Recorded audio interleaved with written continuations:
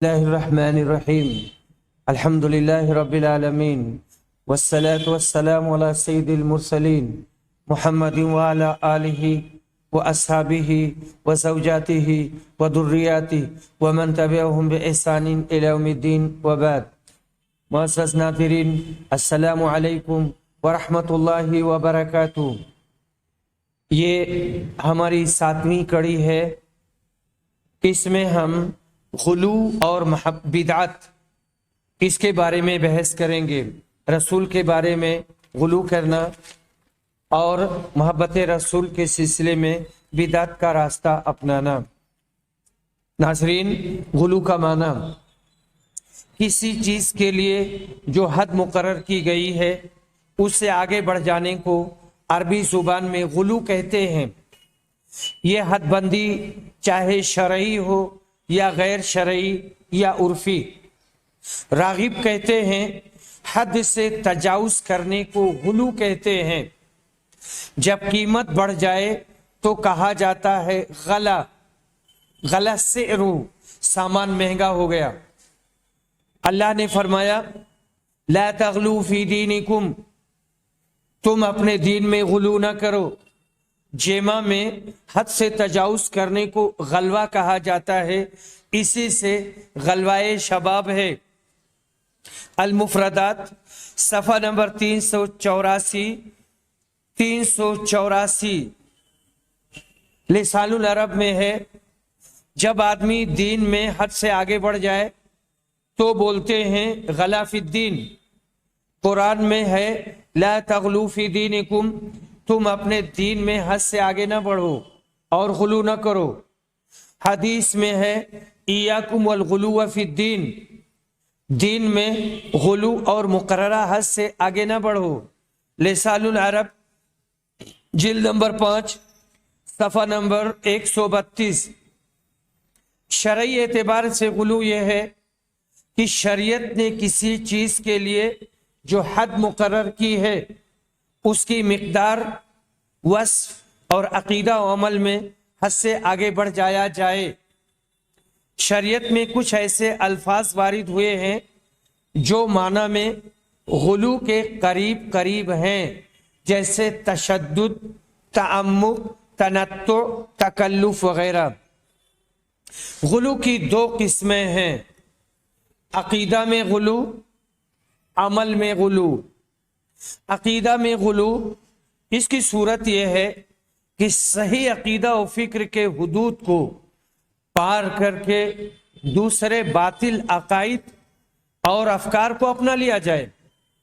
علم کلام اور فلسفہ سے متاثر فرقے بعض عقائد میں اہل السنہ سے الگ ہو گئے.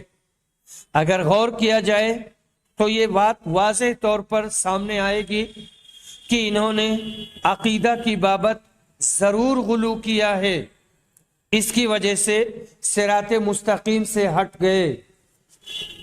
اللہ کی صفات کی نفی اور تعویل کرنے والوں کو ہم پاتے ہیں کہ انہوں نے اللہ کی تصدیق، اللہ کی تقدیس اور تنزیہ میں غلو کیا اور صفات کمال سے معطل کر کے معدوم صفات سے متصف کر دیا، یعنی ایسی صفت سے جس کا وجود ہی نہیں ہے. اس کے برعکس مجسمہ اور مشبہہ نے صفات کو ثابت کرنے میں غلو کیا، حتیٰ کہ تجسیم اور تشبیہ میں جا پڑے، یعنی جسم والا بتا دیا، حالانکہ حق دونوں کے بیچ میں ہے. بنا تعطیل کے تنزیہ یعنی اللہ کی صفات کو برقرار رکھنا اور اس کے شایان شان بتانا، اور بنا تجسیم و تمثیل کے صفات کا اثبات. صفات کو ثابت کریں گے لیکن اس کی مشابہت نہیں بیان کریں گے کہ اللہ کی فلاں صفت انسانوں کی طرح ہے یا فلاں کی طرح ہے. عقیدہ میں غلو کی مثال نصارہ کی ہے. ان لوگوں نے عیسیٰ علیہ السلام کے بارے میں غلو کیا اور انہیں بشریت کے رتبے سے اٹھا کر مقام الوہیت پر فائز کر دیا. اسی قبیل سے شیعوں کا حضرت علی کے بارے میں غلو کرنا ہے۔ ان کی ایک جماعت نے ان کی الوہیت کا دعویٰ کر رکھا ہے اور ایک جماعت کہتی ہے کہ یہ معصوم ہے۔ الفرق بین الفرق، صفحہ نمبر 29 اور 27-29 اور اس کے بعد اسی قبیل سے صالحین اور مشائخ صوفیہ کے سلسلے میں ان کی عصمت کا دعویٰ کر کے ان میں غلو کرنا اور بنا دلیل کے ان کی ہر بات کو مان لینا ہے۔ یہ لوگ ان صالحین اور مشائخ صوفیہ سے فریاد طلب کرتے ہیں اور ایسے امور میں ان کو پکارتے ہیں جن کو اللہ کے علاوہ کوئی نہیں کر سکتا۔ اس کے علاوہ اور بہت سے مشرکانہ اعمال کے یہ مرتکب ہوتے ہیں۔ عمل میں غلو، یہ تو بات تھی عقیدہ میں غلو کی۔ نمبر 2، عمل میں غلو۔ عمل سے مقصود شریعت کے احکام خمسہ ہیں: واجب، مندوب، مکروہ، حرام، مباح۔ جس نے مندوب کو واجب، مکروہ کو حرام، مباح کو مکروہ یا حرام کر لیا تو اس نے دین میں غلو کیا اور صراط مستقیم سے ہٹ گیا۔ جس نے اپنے اوپر پوری رات کا قیام واجب کر لیا اس نے غلو کیا، کیونکہ اس نے مندوب کو واجب کر لیا اور شرعی حد سے آگے بڑھ گیا۔ اللہ نے پاکیزہ کھانوں اور نکاح کو حلال کیا ہے، آدمی زہد اور تقوی کے طور پر ان کو حرام کرے تو یہ غلو ہے۔ اس ضمن میں ہر وہ چیز آ جاتی ہے جسے آدمی شریعت کے مقررہ حدود کے اوصاف یا مقدار میں اضافہ کر دے۔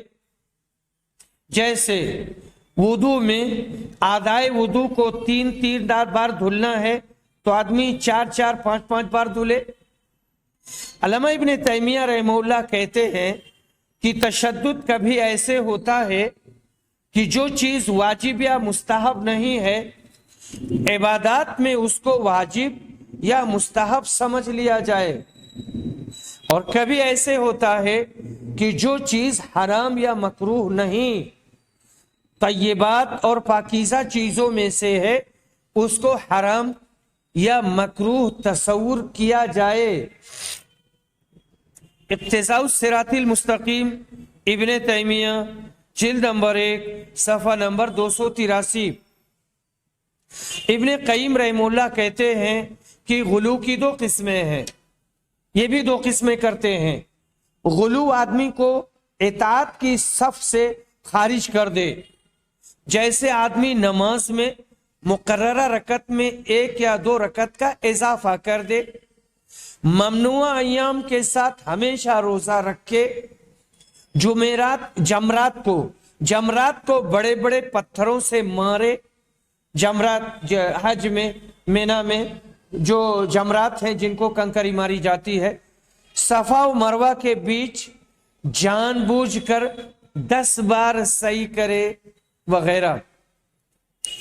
نمبر 2، ایسا غلو جس کے بارے میں اس بات کا اندیشہ ہے کہ آدمی اس کام کو مستقل طور پر نہ کر پائے گا اور اسے ترک کر دے گا اور تھک ہار کر بیٹھ جائے گا، جیسے پوری رات قیام کرنا، ممنوع ایام کے ساتھ ہمیشہ روزہ رکھنا، دعا اور عبادت میں نفس پر ظلم کرنا۔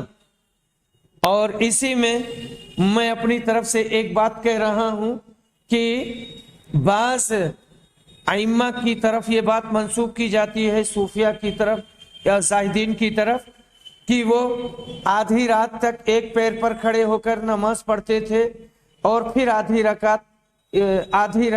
رات تک دوسرے پیر پر کھڑے ہو کر نماز پڑھتے تھے۔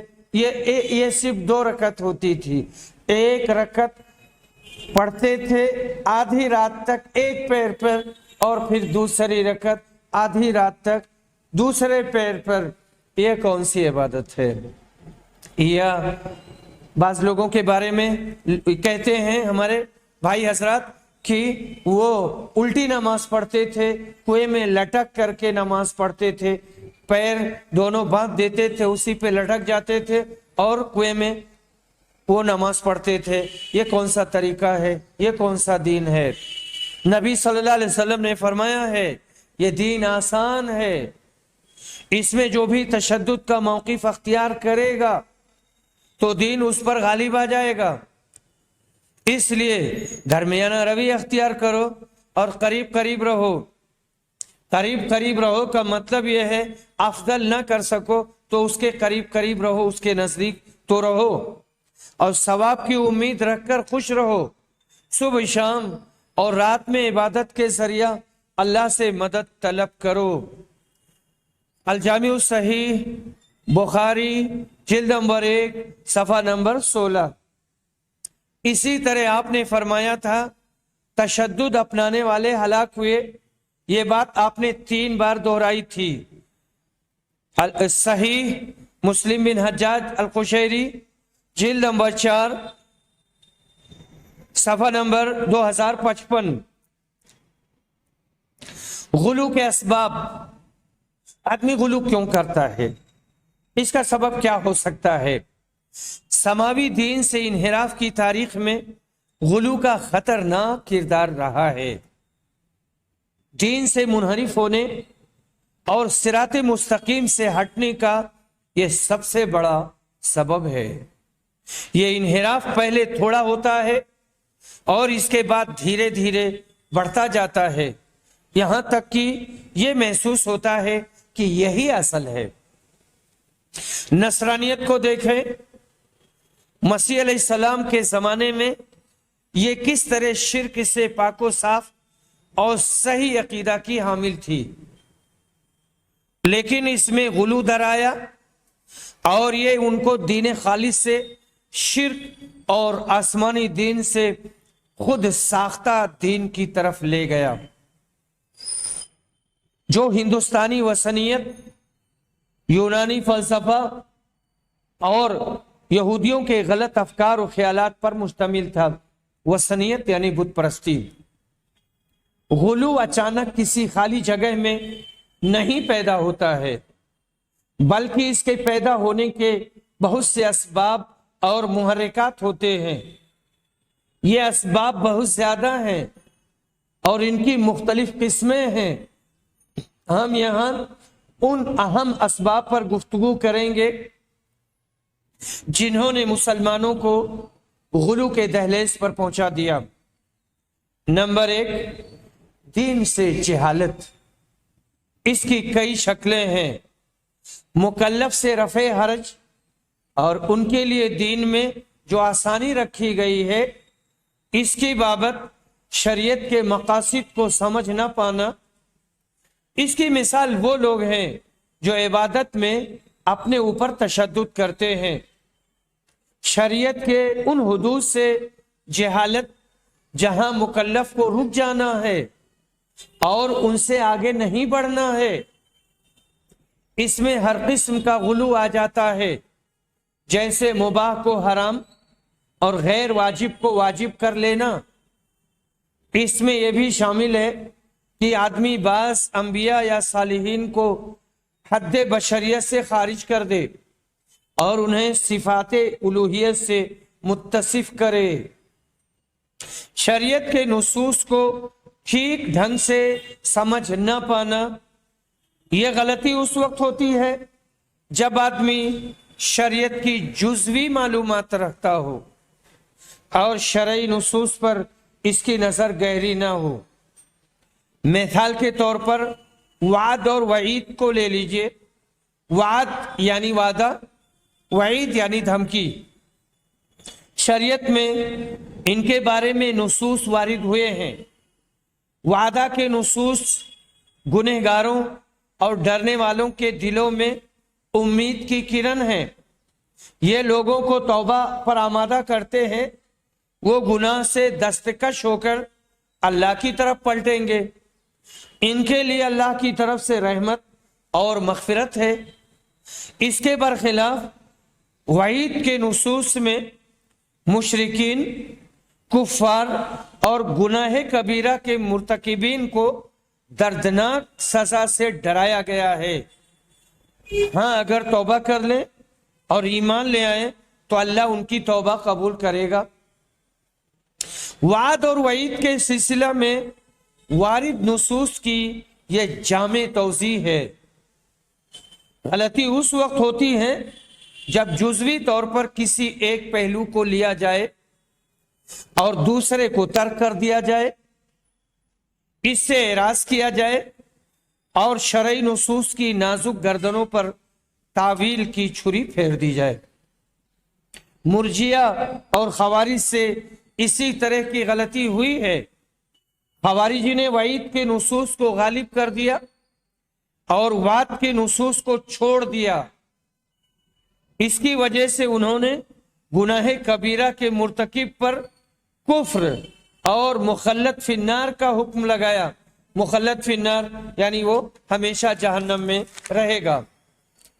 اس کے برعکس مرجیہ نے وعد کے نصوص کو غالب کر دیا اور گنہگاروں کے حق میں وعید کے نصوص کو ترک کر دیا اور اس عقیدہ کو رواج دیا کہ ایمان کے بعد معصیت نقصان دہ نہیں۔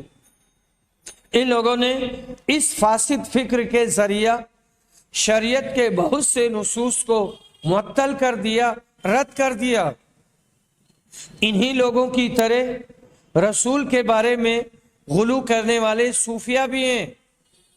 ان لوگوں نے یہ غلو کیا کہ رسول کی بابت انہوں نے صرف تعظیم کے پہلو کو لیا اور توحید اور شرک تک لے جانے والے اسباب کو ترک کر دیا۔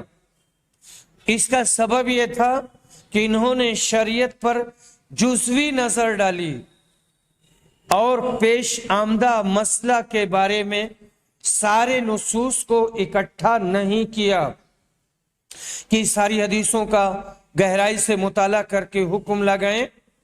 عدم بصیرت اور خواہشات کے غلبہ کے ساتھ ساتھ شریعت کے مقاصد سے جہالت نے بدعتیوں کو اس گمراہی میں ڈالا۔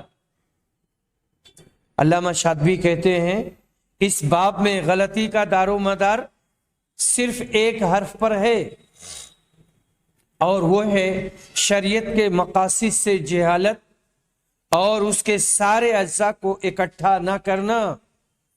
ائمہ اور پختہ علم رکھنے والے علماء کے نزدیک دلیلوں سے استدلال کا طریقہ یہ ہے کہ پوری شریعت مد نظر رکھی جائے اور پیش آمدہ مسئلہ کے تعلق سے کلیات و جزیات اور خاص جو عام سے مستثنی ہے اور مطلق جس کو مقید کیا گیا ہے اور مجمل جس کی تفسیر کی گئی ہے، سب کو اکٹھا کر لیا جائے۔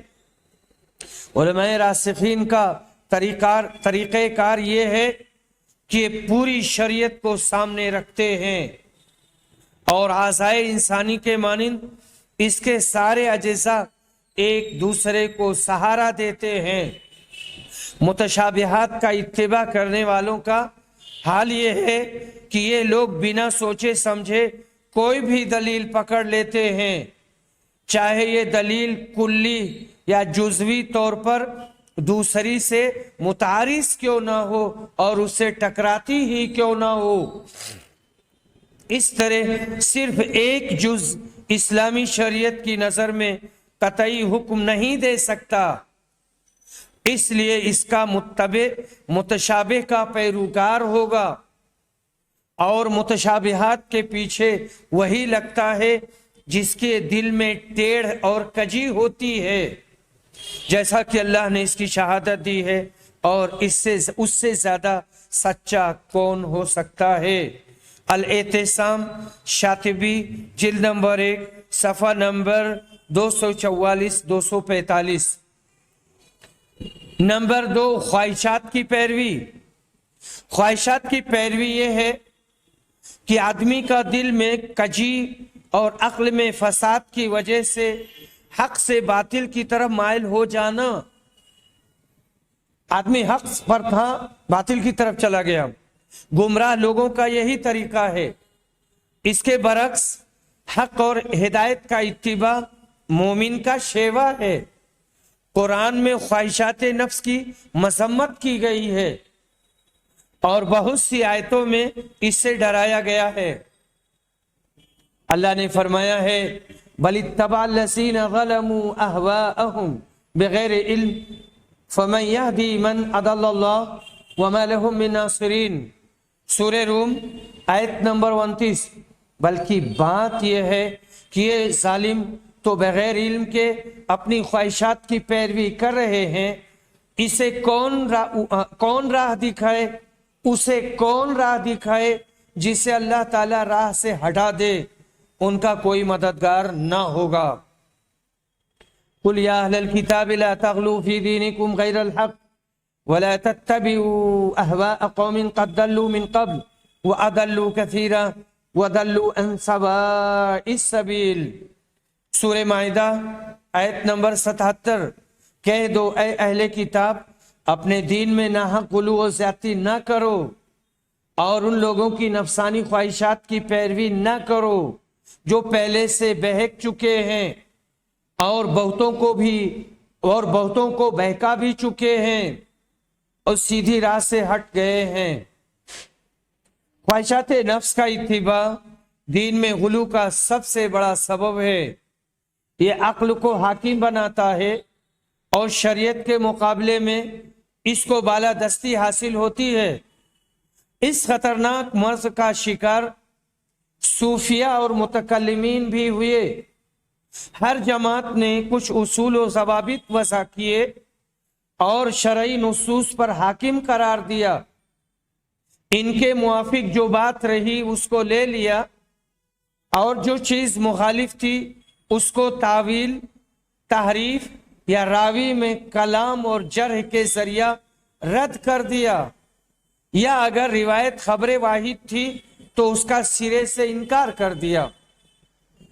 جب ان لوگوں نے شریعت کو اس کے حقیقی مقام پر نہیں رکھا اور حق اور عقل کو شریعت کے مقابلے میں حاکم بنا دیا تو اس کی وجہ سے ہلاک ہوئے. نمبر 3 موضوع اور ضعیف حدیثوں پر اعتماد کرنا. وضع حدیث اور رسول کی طرف جھوٹ کی نسبت اتفاقی چیز نہیں تھی، بلکہ یہ ایک منظم، منصوبہ بند اور بے حد خطرناک سازش تھی جسے زندیقوں نے اسلام کے خلاف چال چلنے اور دل میں چھپی ہوئی دشمنی اور حقد و حسد کی آگ بجھانے کے لیے رچی تھی. حقد و حسد یعنی وہی حسد اور عداوت جو دل میں پوشیدہ ہے. یہ امر اس بات سے واضح ہوتا ہے کہ ان لوگوں نے اسلام کی صورت بگاڑنے کی جو کوشش کی اس میں انہوں نے اپنے مذہب کے ان افکار و عقائد اور نظریات کو داخل کر دیا جن کو اسلام نے توڑ دیا تھا. ان لوگوں نے اسے حدیث کی شکل اس لیے دی تاکہ عوام میں اسے قبولیت حاصل ہو. اس کی واضح مثال شیعہ ہیں. ان لوگوں نے حضرت علی، آل بیت، امامت اور اپنے سارے عقائد کے بارے میں حدیثیں وضع کی اور حدیثیں گڑھی. یہی وہ شیعہ ہیں جنہوں نے شخصیات کے بارے میں غلو کا دروازہ کھولا ہے. مشہور معتزلی شیعہ ابن ابی الحدید لکھتا ہے آپ یہ بات جان لیں کہ فضائل کی حدیثوں کو شیعوں نے گڑھا ہے. انہوں نے حضرت علی کے بارے میں حدیثیں وضع کی. اس پر ابھرنے والی چیز مد مقابل سے عداوت تھی.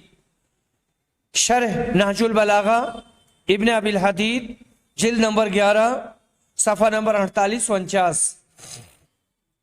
اس میں سب سے اہم بات یہ ہے کہ شیعوں کے بہت بڑے ادیب نے اپنی قوم کی بابت وضع حدیث کا اعتراف کیا ہے اور مانا ہے کہ شیعوں نے حدیث گڑھی ہے، اور اعتراف سید الادلہ ہوتا ہے، دلیلوں کا سردار مانا جاتا ہے۔ اسی طرح بعض گمراہ فرقوں نے اپنے مذہب کی تائید اور مد مقابل کی تردید میں حدیثیں گڑھیں۔ عصر عباسی کے دور اول میں زندیقوں نے وافر مقدار میں حدیثیں وضع کیں۔ اس سے ان کا مقصد اسلام کی شکل کو مسح کرنا اور دین سے لوگوں کو متنفر کرنا تھا۔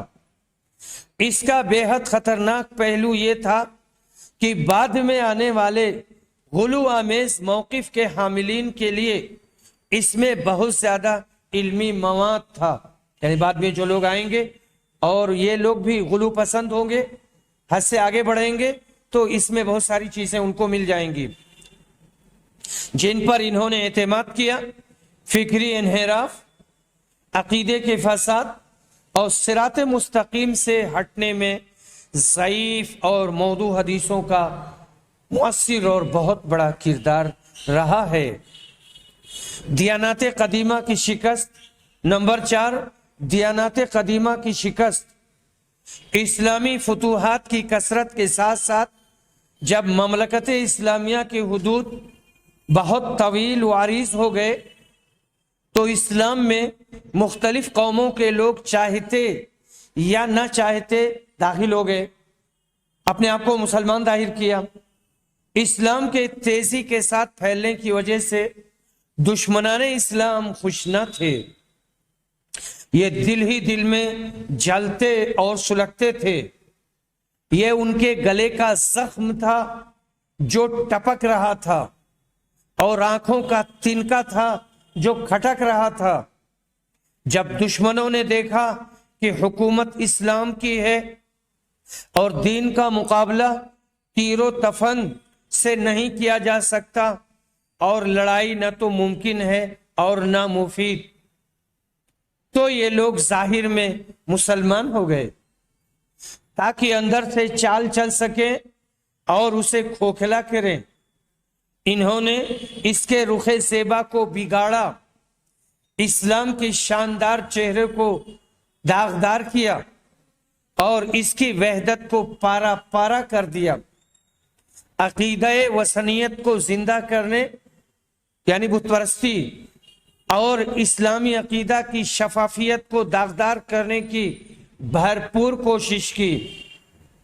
اس فکر کی ترویج و اشاعت میں شہادت عثمان کے بعد رونما ہونے والا فتنہ معاون ثابت ہوا جو امت کے مختلف جماعتوں میں تقسیم ہونے کا سبب بنا۔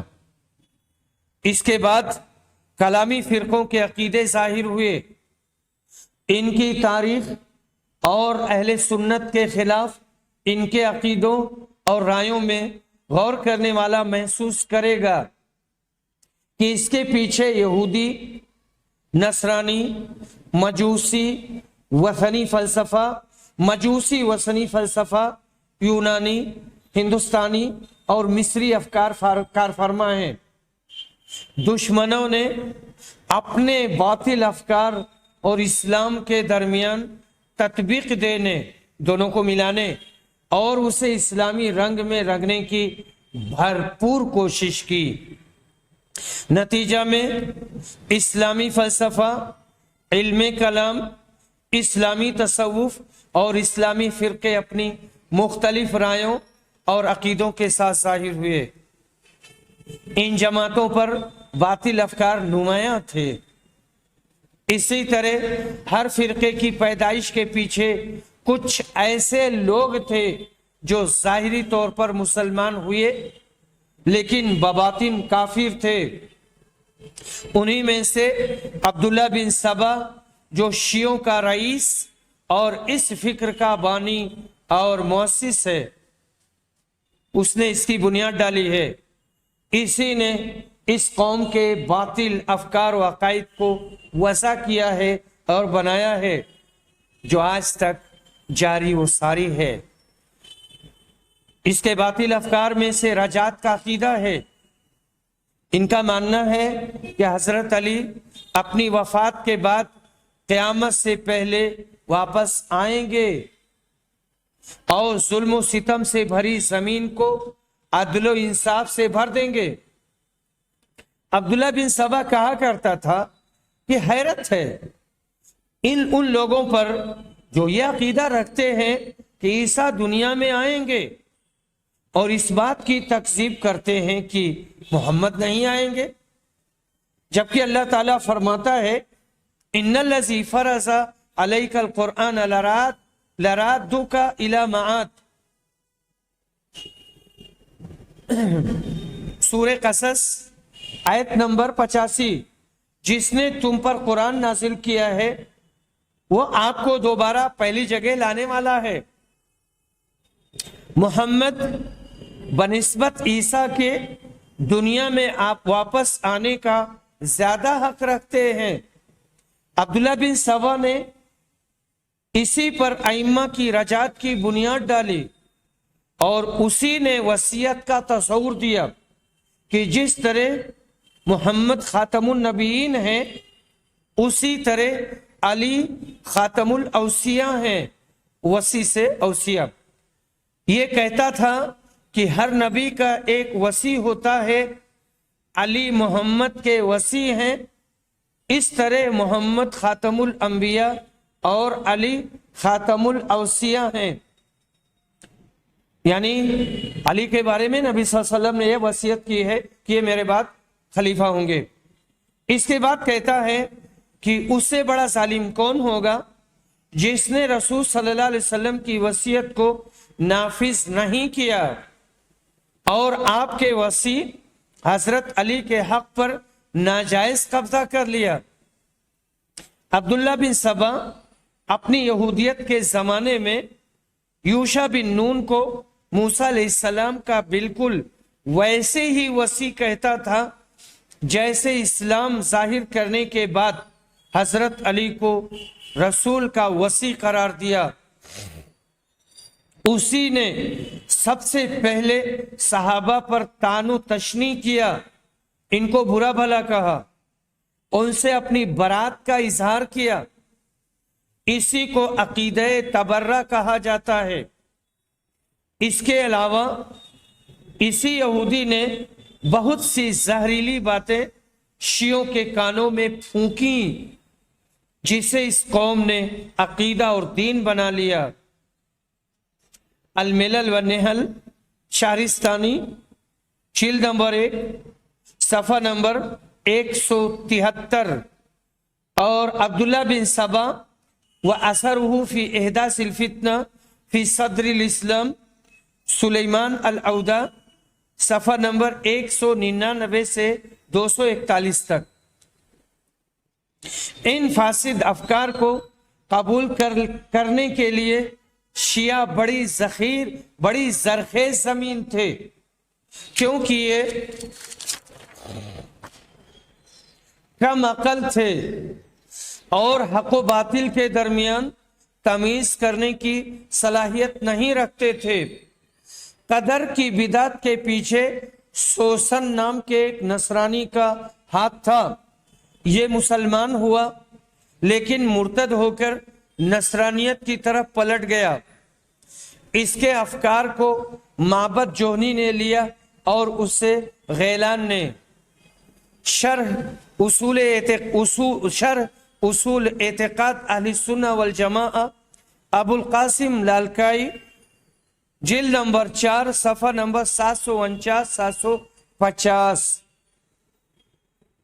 شیخ الاسلام ابن تیمیہ کا ماننا ہے کہ صفات کی تعطیل کی بابت جہم بن صفوان کی بدعت مشرکین صائبہ اور ان اہل کتاب کی بدعتوں سے ماخوذ ہے جن کا یہ عقیدہ تھا کہ اللہ کی کوئی ثبوتی صفت نہیں۔ مجموع الفتاوی ابن تیمیہ جلد نمبر 10 صفحہ نمبر 66-67۔ جب ان افکار و نظریات کی ایسے لوگوں نے داغ بیل ڈالی ہے جن کے دل اسلام کے خلاف حسد اور عداوت سے بھرے ہوئے تھے، تو ضرورت اس بات کی ہے کہ ہم اس منظم سازش سے غافل نہ ہوں، اور جن لوگوں کے عقائد پر گرفت کی جاتی ہے یا کسی بھی طرح اعتراض کیا جاتا ہے اور ان کو مضبوط اور صحیح دلائل سے ثابت کیا جاتا ہے کہ ان کا عقیدہ غلط ہے، تو انہیں سنجیدگی کے ساتھ اس مسئلہ کو دیکھنا چاہیے، اس کا مطالعہ کرنا چاہیے اور قرآن و حدیث سے اس کا فیصلہ لیں۔ وآخر دعوانا ان الحمد للہ رب العالمین۔